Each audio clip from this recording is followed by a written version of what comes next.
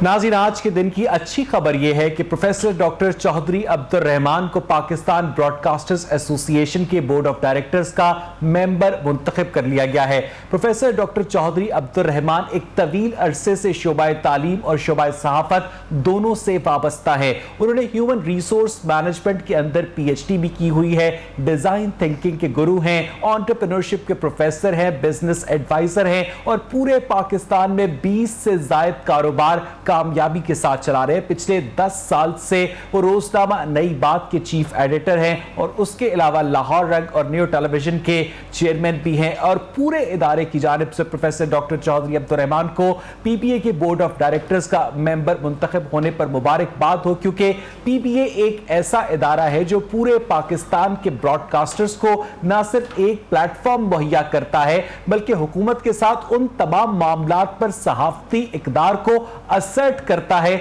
जहां कभी भी सहाफती इक़दार को ज़िक्र पहुंचाने की कोशिश की जाती है। और उसके अलावा सहाफियों के मफादात का तहफ़्फ़ुज़ भी PBA की बुनियादी जिम्मेदारियों में से एक है। इसी मामले पर बात करने के लिए हमारे साथ मौजूद है टेलीफोन लाइन पर मोहतरम अताउर रहमान साहब, सीनियर सहाफ़ी, तज्ज़ियाकार है, एडिटर है रोजनामा नई बात के। अता साहब, बहुत बहुत शुक्रिया आपके वक्त के लिए। Professor doctor Chaudhary Abdur Rahman PBA के बोर्ड ऑफ डायरेक्टर्स के मेंबर मुंतखब हो गए हैं, क्या कहेंगे आप? पहली बात तो ये है कि डॉक्टर चौधरी अब्दुर रहमान साहब मुबारकबाद के मुस्तहक हैं। जो आज़ाद उन्हें मिला है ये बहुत पहले उन्हें दे देना चाहिए था, लेकिन देर आए दुरुस्त आए। जहाँ तक प्रोफेसर डॉक्टर चौधरी अब्दुर रहमान साहब की सहाफत में खिदमत का ताल्लुक है तो मैं ये बात वाजे कर दूं तो उन्होंने अलल टप कूचाए सहाफत में छलांग नहीं लगाई थी। उन्होंने आज से 20 साल पहले अपनी सुपीरियर यूनिवर्सिटी में बाकायदा कम्युनिकेशन का डिपार्टमेंट कायम करके ऐसे असातिज़ा और तलबा तैयार किए जो आगे चलकर वर्किंग जर्नलिस्ट बन सकें और इदारे के लिए एक रीढ़ की हड्डी का काम दें। चनाचे इस डिपार्टमेंट को वजूद के आने के कुछ 5 साल बाद उन्होंने अगले मरहले के तौर पर रोजनामा नई बात का इजरा किया, जो कि लाहौर, इस्लामाबाद, कराची, कोयटा और पेशावर से यकवक्त निकलने वाला कौमी रोजनामा है। और इस रोजनामे ने उनकी चीफ एडिटरशिप में एक मुकाम और मर्तबा हासिल किया और इस मुकाम और मर्तबा की वजह से प्रोफेसर चौधरी अब्दुर रहमान साहब ने बजाय खुद सहाफत के मैदान में एक नया तजर्बा कायम किया कि जनूबी एशिया में पहली दफा एक यूनिवर्सिटी में इदारा कायम किया गया तालीम का, सहाफत की तालीम का। उसकी कूक से फिर अखबार निकला। जब ये अखबार कामयाब हो गया तो 5 साल के बाद उन्होंने न्यू TV का आगाज किया, इसका बाकायदा इफ्तिताह किया गया और न्यू TV ने अपनी साख इस तरह कायम की कि इस वक्त पाकिस्तान के मुमताज तरीन चैनलों में उसका शुमार होता है। और इसके साथ ही फिर आगे चलकर लाहौर रंग का आगाज कर दिया गया और लाहौर की खबरें हादिया ने लाहौर तक घर घर पहुंचाने का ऐसा एहतमाम किया गया कि अहले लाहौर रंग का बाकायदा इंतजार करते हैं। अच्छा अता साहब, ये तो बहुत जबरदस्त हो गया कि आपने उनके सारी जो सहाफत के लिए खिदमात है उनके ऊपर आपने रोशनी डाल दी। ये बताइएगा कि नाजरीन की मालूमात के लिए कि पाकिस्तान ब्रॉडकास्टर्स एसोसिएशन की जो तंजीम है उसकी क्या अहमियत है पाकिस्तान की मीडिया इंडस्ट्री में, जिसके चौधरी अब्दुर रहमान साहब बोर्ड ऑफ डायरेक्टर्स के मेंबर मुंतखब हुए हैं?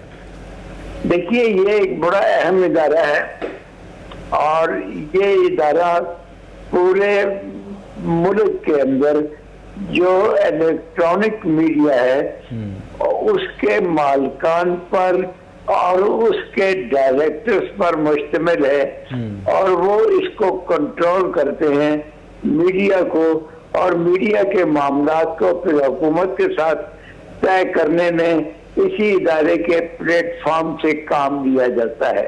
इस लिहाज से देखा जाए तो ये इदारा बजाय खुद एक मीडिया के लिए एक बेस का काम देता है।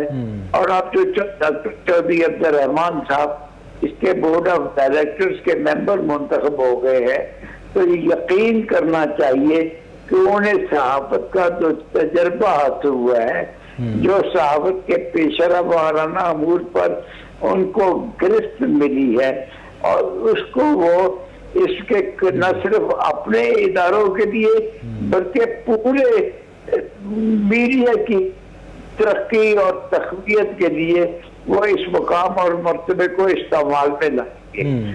और उनको एक जो तजर्बा हासिल है और उनकी जो निगाह है हर मामले पर, इसका फायदा न सिर्फ न्यू और नई बात को पहुंचेगा बल्कि दूसरे जो इदारे हैं, मसलन जियो है, मसलन ARY है, मसलन एक्सप्रेस है, उनको भी के लिए भी उनकी खिदमत जो है वो काम आएंगी।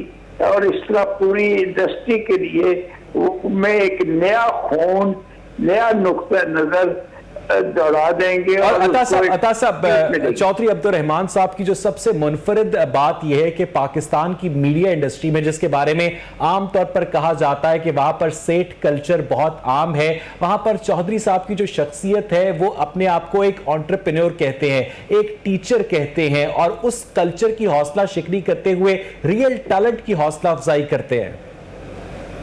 जी हाँ, चौधरी साहब ने कभी इसमें फहाशी को दर नहीं आने दिया, कभी कोई नजर प्रोग्राम नहीं नशर हुआ, कभी नजर तो दूर की बात है, कोई निचली सतह का प्रोग्राम भी उन्होंने नशर नहीं दिया।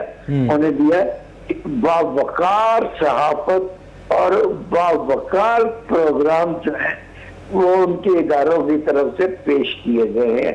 इसमें उनका जो तजर्बा है, उनकी जो महारत है और उनकी जो असूल पसंदी है, वो बतौर डायरेक्टर भी पूरी मीडिया इंडस्ट्री के काम आएगी। और अता साहब, आपका बतौर एडिटर अपने चीफ एडिटर के साथ काम करने का तजुर्बा कुछ शेयर करना चाहेंगे हमारे नाज़रीन के साथ? जी, ये इंतहाई खुशगवार तजर्बा रहा है, और उसकी वजह यह है कि मैं जब पहले मैं चेयरमैन, उन्होंने मुझे मुकर्रर किया मास कम्युनिकेशन डिपार्टमेंट का, हाँ हमने उस डिपार्टमेंट को फरोग दिया, तो वहाँ पर हमने कारकुन सहाफी तैयार करने में बड़ी मेहनत का दिया। उसके बाद जब रोजनामा नई बात का इजरा किया तो चौधरी अब्दुल रहमान साहब ने बड़ी खुशी के साथ आगे बढ़कर मुझे इसका ग्रुप एडिटर मुकर्रर किया। और अमरे वाकया ये है, उन्होंने कभी मेरे मामलात में मुदाखलत नहीं की, मेरे ख्यालात पर दखल लगाने की कोशिश नहीं की। मेरी बतौर ग्रुप एडिटर आपने भी रोजनामा नई बात के अंदर मुख्तलिफ आरा को अपने अखबार में जगह दी, चाहे उन लोगों का ताल्लुक या कॉलमनिस्ट का ताल्लुक राइट विंग से हो या लेफ्ट विंग पे से हो, उसके ऊपर कभी चौधरी साहब ने एतराज नहीं किया, बल्कि उन्होंने हौसला अफजाई की है इसकी। वो इसकी हौसला अफजाई करते थे कि हर नुक्ता नजर को पजीराई मिलनी चाहिए। और अता साहब, ये चीज पाकिस्तान की मीडिया इंडस्ट्री में बहुत रेयर है। जी रेयर है, और चौधरी साहब का किरदार इस लिहाज से याद भी रखा जाएगा और मुनफरिद भी रहेगा। बहुत बहुत शुक्रिया अताउर रहमान साहब। हम उम्मीद करते हैं कि professor doctor Chaudhary Abdul Rahman PBA के बोर्ड ऑफ डायरेक्टर्स के मेंबर मुंतखब होने के बाद उसी तरह से सहाफ़ियों की खिदमत का, इस प्रोफेशन की खिदमत का सिलसिला जारी रखेंगे जो कि वो पिछले 20 साल से कर रहे हैं। मुझे यहाँ पर एक ब्रेक लेनी है, स्टे विद अस।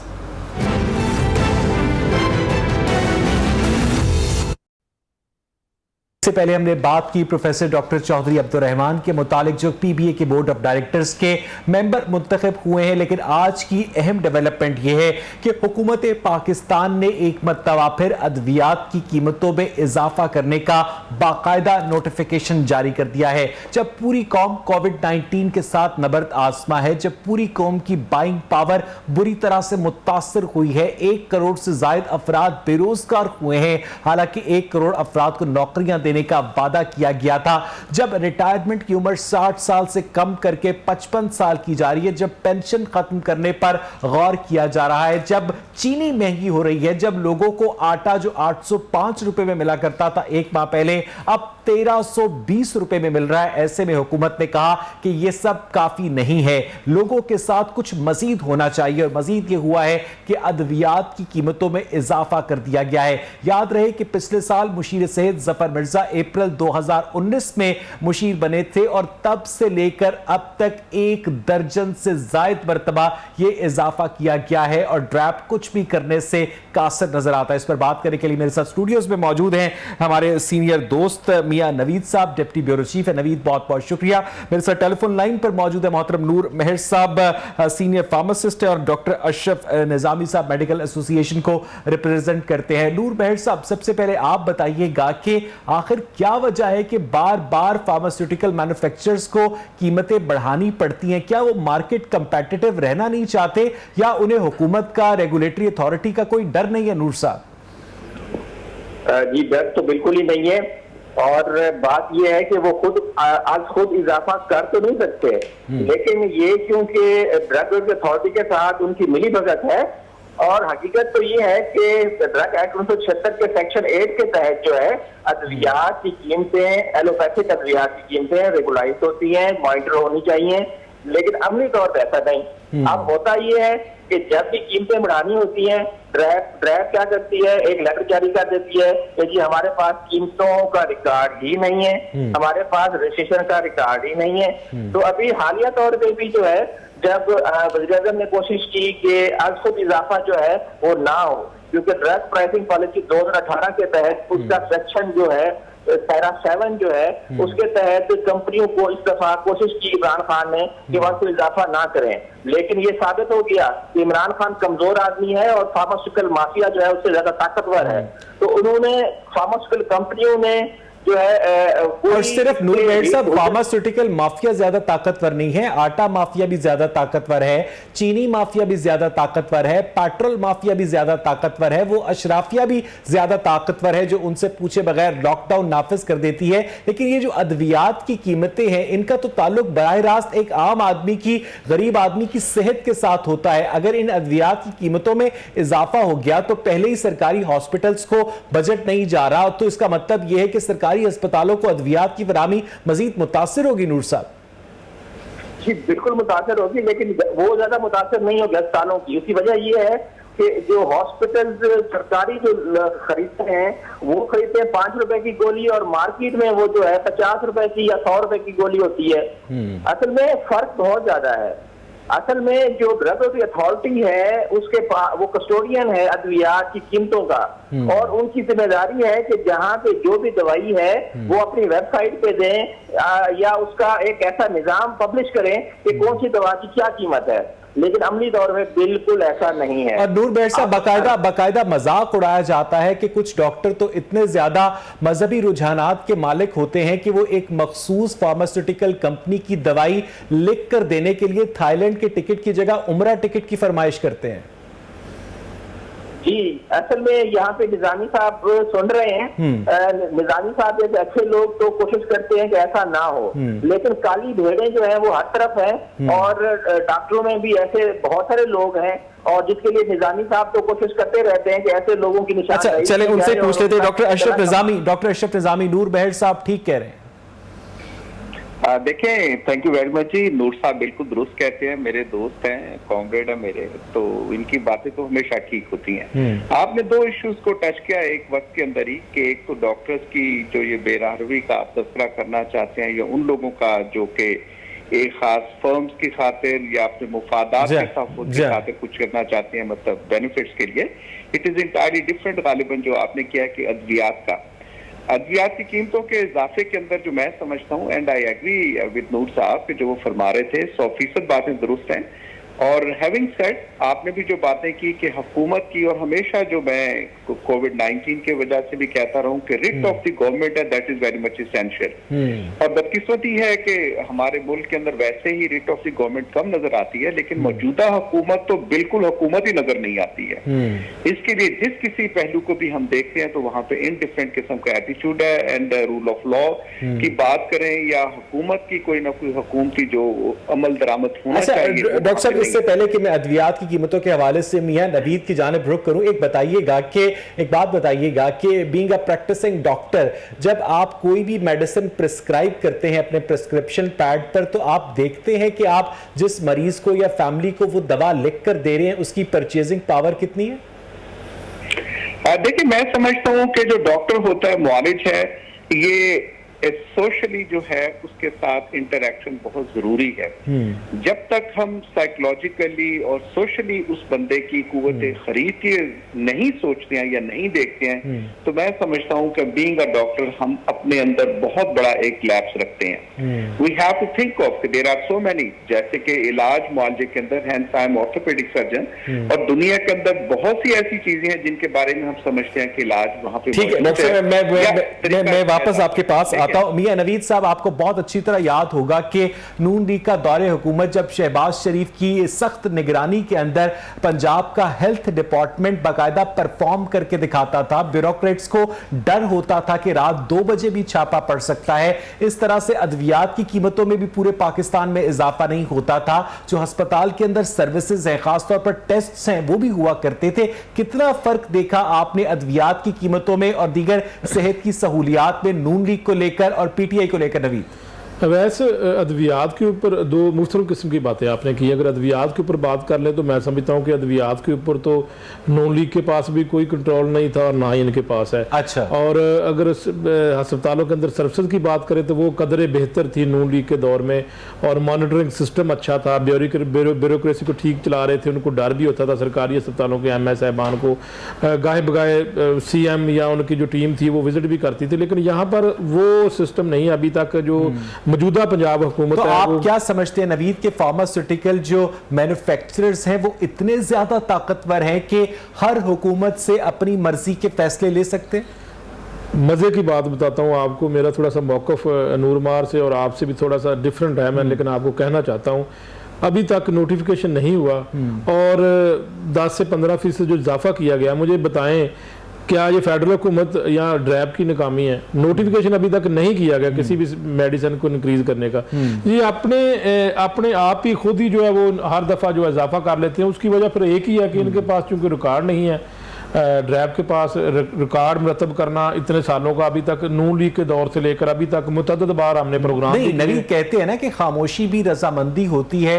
अगर फार्मास्यूटिकल कंपनीज जो हैं 8 से 10% प्राइस में इजाफा कर देती हैं, गवर्नमेंट उसके ऊपर कोई कार्रवाई नहीं करती है, तो इसका मतलब यह है कि गवर्नमेंट डैम मिली भगत इसको तो आप कह सकते हैं। यही तो मैं कह रहा हूं कि नोटिफिकेशन जारी नहीं हुआ और फेडरल हुकूमत को भी अब इख्तियार हासिल है कि वो इंटरफेयर कर सकते हैं। अगर ड्रैब ने नहीं किया तो फेडरल हुकूमत इंटरफेयर करना चाहे तो मजे की बात है कि नोटिफिकेशन नहीं हुआ, लेकिन इजाफा जो 10 से 15% कंपनियों ने खुद ही कर लिया है। ये एक लम्हा फिक्रिया है कि इस तरह तो हर मरतबा ऐसे ही अब तो पहली मरतबा ऐसा बनाती है कि हमारे पास इन अद्वियात का रिकॉर्ड। पहली मरतबा वैसे भाई ये हुआ है कि इस मरतबा जो है वो जो इन्होंने ड्रग प्राइस पॉलिसी थी उसके अंदर अमेंडमेंट करके इख्तियार जो है हुकूमत के पास है, ये माना इजाफा नहीं कर सकते खुद।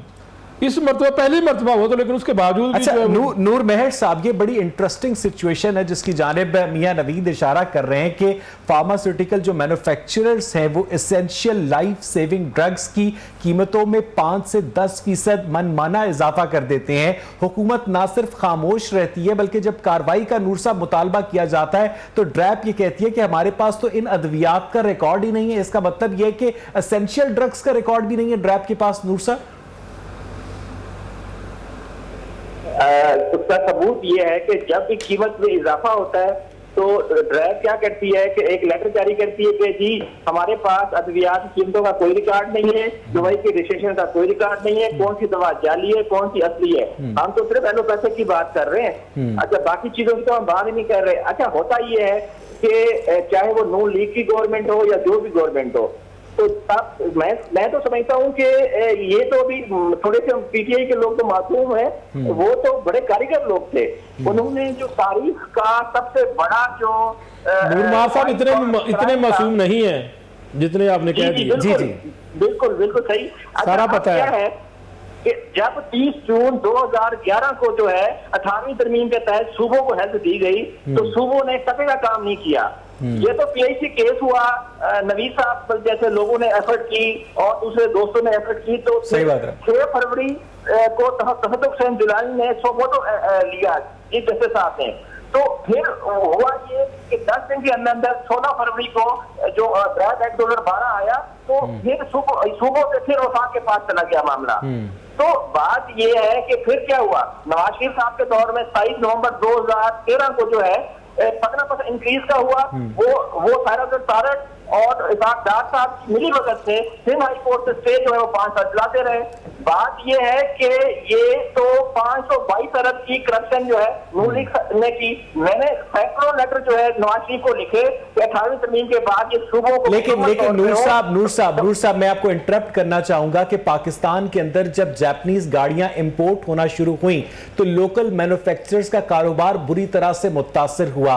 उसके बाद कहा यह किया कि लोकल मैन्युफैक्चरर्स ने गवर्नमेंट के लोगों को साथ मिलाकर जापानीज गाड़ियों की इंपोर्ट पर पाबंदी आयद करवा दी। इसका मतलब यह है कि वहां भी कार माफिया जीत गया और यहां भी मेडिसिन माफिया जीतता हुआ नजर आ रहा है। लेकिन नूर मेहर साहब, ये सब कुछ सर्कमस्टांशियल एविडेंस है, एक्चुअल एविडेंस किसके पास है ताकि कोर्ट में प्रोड्यूस किया जाए? असल में जब लास्ट टाइम एक मल्टीनेशनल के मालिक जो सीओ रह पाए थे असलम अफगानी साहब, उन्होंने काफी रिकॉर्ड खुद भूल कर दिया। लेकिन अमली तौर पे जो 20 साल से डायरेक्टर प्राइसिंग अमानुल्लाह साहब है, उनके पास रिकॉर्ड मौजूद है। कितने साल से नूर साहब? तकरीबन 20 साल से है। उनके बच्चे ऑस्ट्रेलिया में पढ़ते हैं और उनके कारोबार के ऑस्ट्रेलिया में ही है। यहाँ पे तो सिर्फ कमाई करने के लिए आते हैं लोग। बात यह है कि पाकिस्तान में दुनिया की महंगी तरीन दवाइयां जो है रिसर्च की जाती हैं। इसकी बहुत सारी मिसालें मैं तफसील में बाद में जाऊंगा। देखिए, जो अद्वियात की कीमतों का रिकॉर्ड है वो 3 जनवरी 2017 को जो है एक ड्राफ्ट लेटर जारी किया कि कंपनियां जो है हमें दवाइयों की कीमतों का रिकॉर्ड दें। फिर उन्होंने नहीं दिया। अच्छा, फिर 26 मार्च 2019 को जो है ड्राफ्ट ने लेटर लिखा कि हमें दवाई की कीमतों का और रजिस्ट्रेशन का रिकॉर्ड दें, लेकिन किसी कंपनी ने नहीं दिया। और 95,000 ब्रांड इस बुक में रजिस्टर्ड हैं। अब 16 जुलाई 2020 को जो है ड्राफ्ट ने फिर एक दफा कंपनी के लिए लेटर जारी किया कि दवाई की कीमतों का रिकॉर्ड दें, लेकिन ना पहले दिए ना अभी देंगे। अब इसका ये लेटर जारी करने का मतलब ये होता है कि ना कोई ड्रग इंस्पेक्टर कोई केस बना सकता है, ना कोई कार्रवाई हो सकती है, ना कोई कोर्ट भी कार्रवाई कर सकती है। और इसका मतलब ये भी है नूर साहब कि हुकूमत को इस बात की कोई फिक्र ही नहीं है कि गरीब आदमी पर कितना बोझ पड़ेगा। फिक्र क्या होगी? जो नहीं है 30 जून से जो एक पेपर था लुक आफ्टर बेसिस पे 30 जून से तो वो भी नहीं है। अच्छा, जरा नूर साहब रुकिएगा। डॉक्टर अशरफ निजामी मुझे ये बताइएगा कि एक broad spectrum 3rd generation antibiotic market में 650 रुपए की मिलती है और उसी सॉल्ट की दूसरी कंपनी की दवा 380 रुपए की मिलती है। इतना ज्यादा जो प्राइसेस में फर्क है, ये जो फर्क है ये वो फर्क है जिसकी वजह से कोई भी कंपनी पावरफुल होती है। मैं अपना ब्रीफ ही चाहूंगा, क्योंकि आपके पास गालिबन वक्त कम है, तो मैं कंक्लूडिंग की तरफ ही आपसे बड़ी क्लियर से बात कर दूं कि देखिए, मुल्क के अंदर एक तबकाती निजाम है। उस तबकाती निजाम के अंदर जो हैव और हैव नॉट की लड़ाई है उसका सारा किस्सा है। जो हैव वाले हैं दे आर गिवन, उसको आप माफिया कह लें, उसको मैनिपुलेटर्स कह लें, जो भी उनको कहना कह दें, और उनकी मर्जी यहाँ पे चलती है। वो हुकूमत किसी भी की हो।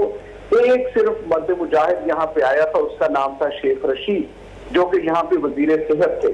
वे बैक मतलब 74-75 की ये बात होगी गालिबन, जब उन्होंने जेनेरिक नेम के साथ कहा था ये। और ये जो आपके इशू हैं, जो कि मैं इशू समझता हूँ कि डेलिब्रेटली बनाए जाते हैं, और जब फेडरल गवर्नमेंट कहती है कि जब कोविड-19 के लिए टेस्ट होगा तो चाइना की किट का 5,500 का करें, किसी और कंपनी का 6,500, तो ये जानबूझ के इस तरह की बातें की जाती हैं और इनके वेस्टेड इंटरेस्ट होते हैं। बदकिस्मती है जो अभी लोग कह रहे हैं। और तो इसका मतलब तो फिर डॉक्टर अशरफ निजामी ये हुआ कि अगर करप्शन इतनी ज्यादा रैम्पेंट है और ऑक्सफोर्ड यूनिवर्सिटी ने जो कोरोना वायरस की वैक्सीन बनाई है और ये भी कहा जा रहा है कि ब्रिटिश गवर्नमेंट ने थर्ड वर्ल्ड कंट्रीज को प्रोवाइड करने के लिए 10 करोड़ डोजेस की मंजूरी दी है, अगर ये डोजेस पाकिस्तान के अंदर आती हैं सितंबर या अक्टूबर में, तो यहां भी फिर करप्शन शुरू हो जाएगी डॉक्टर साहब?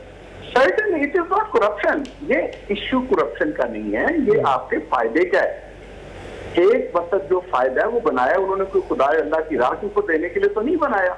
दे आर द इन्वेस्टर, उन्होंने फायदा कमाना है। और एक मतलब सिंपल सी बात है कि एक ताजर आदमी के लिए फायदे की बात है कि वो फायदा चाहेगा।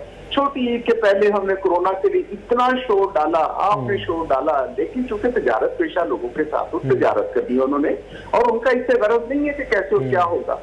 अभी बड़ी ईद आ रही है तो उसकी खातिर भी यही चीजें जो बाजारों के अंदर हो रहा है, और हुकूमत बेचारी मजलूम है इस रेफरेंस में, बिकॉज वो उनके पास इतनी ताकत और कुव्वत नहीं है कि नहीं है। बिल्कुल ठीक है। जरा डॉक्टर अशरफ निजामी रुकिएगा, मुझे मियां नवीद ये बताइएगा कि आपने मुतअद्दिद मरतबा इस तरह की न्यूज ब्रेक की है कि गवर्नमेंट के जो मेडिकल डिपोज हैं वहां से दवाइयां चोरी की गई, सरकारी अस्पतालों से दवाइयां चोरी की गई, जो पोलियो वैक्सीन है वो हमने देखा कि ब्लैक मार्केट के अंदर फरोख्त होती रही। ऐसे में अगर कोविड-19 की वैक्सीन आती है तो पाकिस्तान में ये भी फिर मेडिसिन माफिया जो है उसको हाईजैक कर लेगी।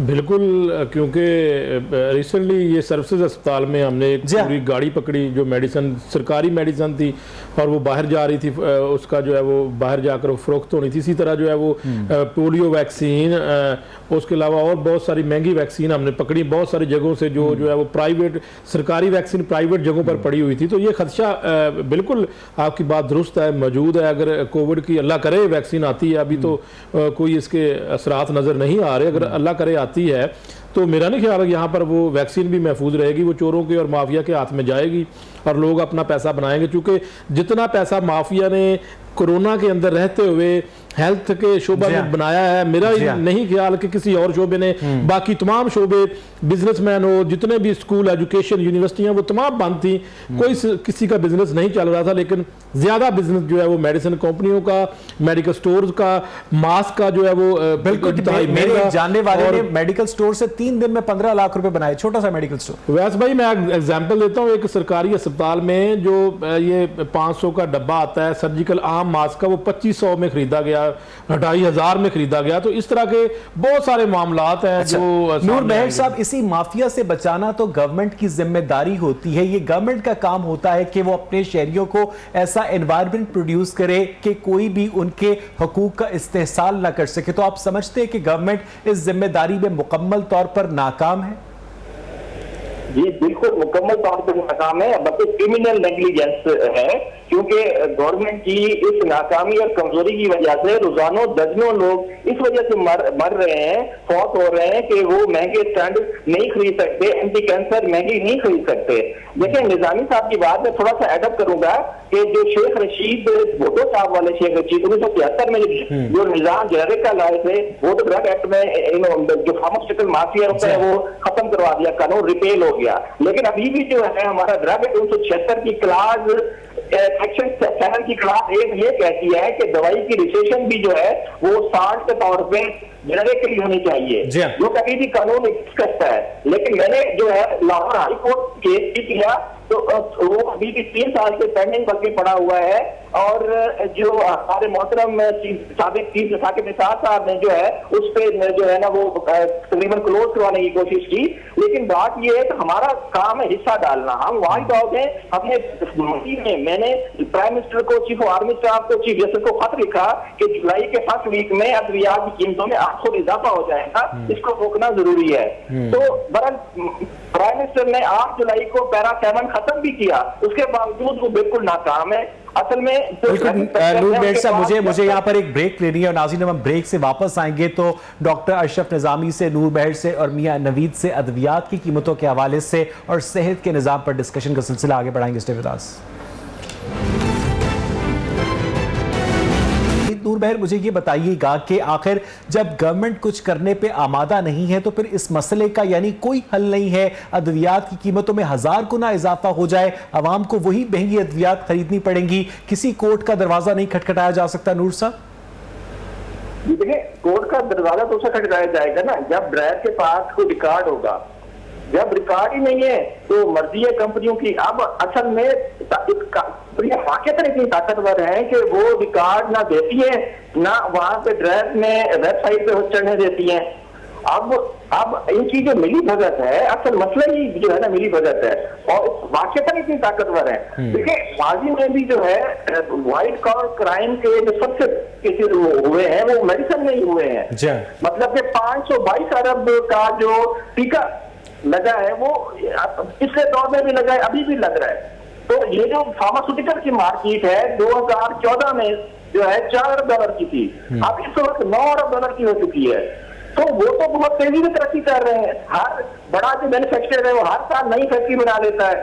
अब मसला ये है कि इमरान खान या बहुत से अदलिया के भी मौजूद जो जजेस हैं वो उनको बताने के लिए कौन होता है? ये सरकारी ड्रग इंस्पेक्टर, ड्रैग का ये बंदा जो खुद मतलब के बहुत सी चीजों में चोर है, और फार्मास्यूटिकल कंपनियों वाले बताएंगे, उनके बड़े बड़े वकील होते हैं, मतलब कि कौन सा बड़ा वकील है। नूर साहब, जब बशीर सेहत डॉक्टर जफर मिर्जा अपने साथ एक फार्मास्यूटिकल मैन्युफैक्चरर को बिठाकर प्रेस कॉन्फ्रेंस करेंगे तो उससे क्या तासुर जाएगा?